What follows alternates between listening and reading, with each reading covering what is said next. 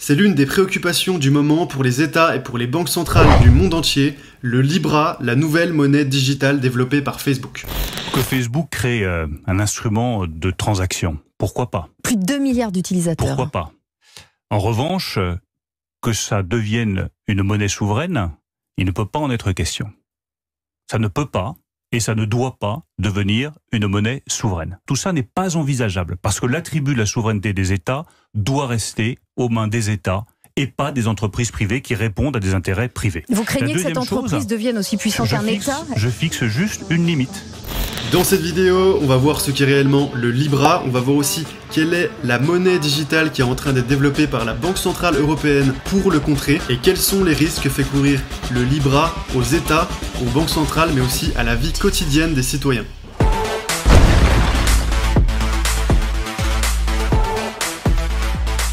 Le Libra, c'est ce qu'on appelle une monnaie digitale stable, c'est-à-dire que sa valeur est adossée à des actifs financiers. C'est justement cet adossement à d'autres actifs financiers qui démarque le Libra du Bitcoin qui lui n'est adossé à aucun actif réel. Voilà pourquoi le Bitcoin a connu des fluctuations aussi importantes et qu'aujourd'hui il est davantage considéré comme un actif financier de trading ou un placement à long terme plutôt que comme une réelle monnaie d'échange. Le Libra va être adossé à 50% de dollars américains et d'obligations d'État américaines, 18% d'euros et d'obligations d'État européens, et pour le reste ce sera du yen japonais, des obligations d'État japonais, de la livre sterling et des obligations de Grande-Bretagne, ainsi que 7% de dollars de Singapour et des obligations de l'État de Singapour. Ce qui est étonnant, c'est que le Libra n'est pas adossé à la devise de la deuxième puissance économique mondiale, le yuan chinois. Et pour une monnaie digitale qui se veut mondiale et stable, c'est assez étonnant.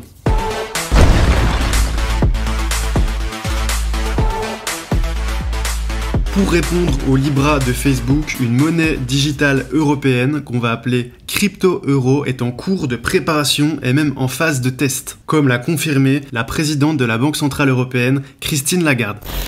Have decided at central bank level to go with a digital currency. So central bank digital currency is coming alive.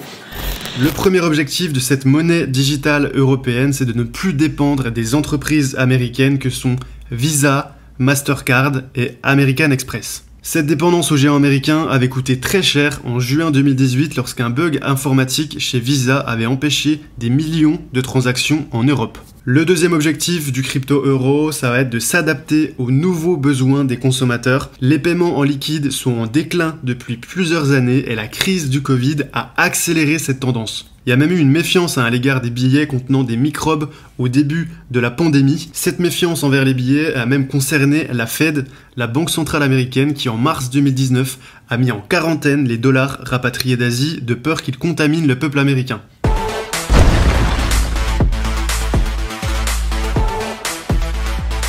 Mais il faut dire que le Libra a un avantage sur les autres crypto-monnaies publiques, c'est la popularité de son fondateur Facebook qui a 2,6 milliards d'utilisateurs dans le monde. A noter aussi que Facebook détient WhatsApp et Instagram qui ont respectivement 2 milliards et 1 milliard d'utilisateurs. Le Libra peut aussi s'appuyer sur la popularité de ses partenaires. Pour créer Libra, Facebook s'est allié à de nombreuses grandes entreprises comme Visa, Uber, PayPal, eBay ou encore Spotify. Et l'objectif du Libra, c'est de devenir la nouvelle monnaie d'échange numérique mondiale. Et si chacun était convié à participer à l'économie mondiale, avec un accès aux mêmes opportunités financières? Découvrez Libra, une nouvelle monnaie mondiale conçue pour le monde numérique. Le problème, c'est que l'utilisation massive du Libra risque de faire augmenter la valeur des devises auxquelles il est adossé. Et à l'inverse, les devises qui ne sont pas adossées au Libra risquent à terme d'être délaissées et de voir leur valeur diminuer.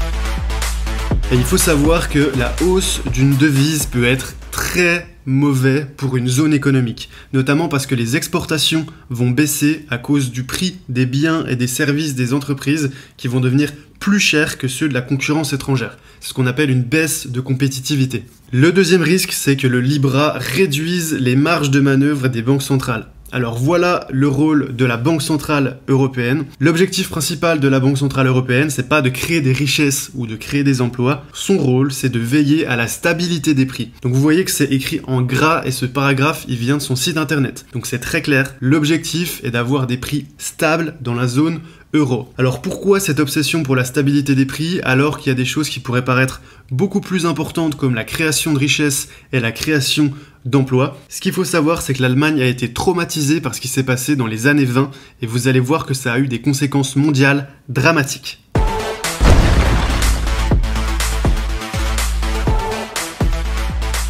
En Allemagne, en 1923, les prix ont tellement augmenté qu'il fallait aller faire ses courses avec des sacs remplis de billets, voire même des charrettes. La plupart des Allemands étaient milliardaires, le problème c'est que la monnaie ne valait quasiment plus rien. Les enfants jouaient dans la rue avec des billets et les prix dans les restaurants augmentaient toutes les heures parce que la valeur de la monnaie n'arrêtait pas de chuter.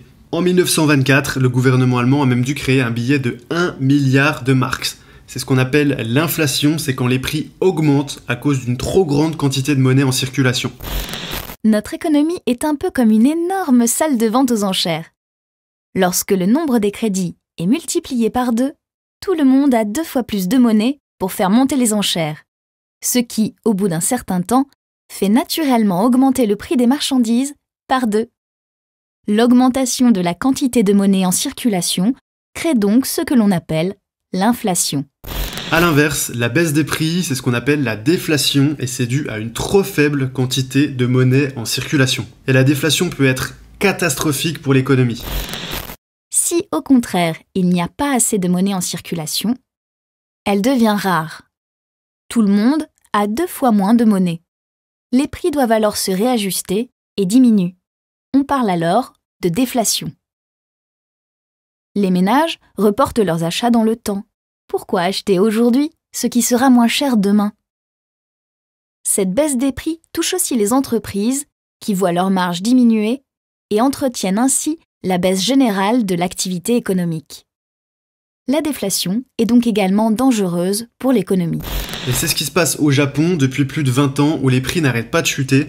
On parle même d'un état d'esprit déflationniste, c'est-à-dire que les Japonais ne consomment plus et ne font quasiment plus d'enfants, la population vieillit et la dette publique du pays est devenue complètement incontrôlable. On peut dire que la déflation est en train de faire disparaître le peuple japonais. Chaque année, leur population diminue et on estime qu'en 50 ans, ils devraient perdre plus d'un tiers de leur population en perdant 40 millions d'habitants.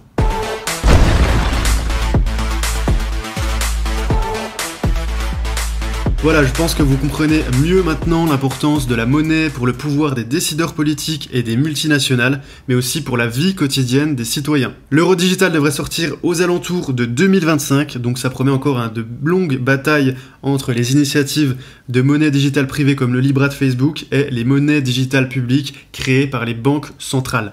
Pensez à mettre un pouce bleu si vous avez aimé cette vidéo, pensez aussi à vous abonner si c'est pas encore fait. Sur cette chaîne YouTube, je parle notamment d'économie mais aussi plus spécifiquement de trading. D'ailleurs en ce moment j'offre une formation qui vaut normalement 99 €. Cette formation, c'est la formation Nasdaq Trading, Day Trading sur l'indice le plus volatile au monde et vous allez y apprendre une stratégie pour gagner un complément de revenus grâce au trading, donc profitez-en, elle est gratuite en ce moment. Cliquez sur le lien dans la description pour la télécharger et moi je vous dis à bientôt pour une prochaine vidéo.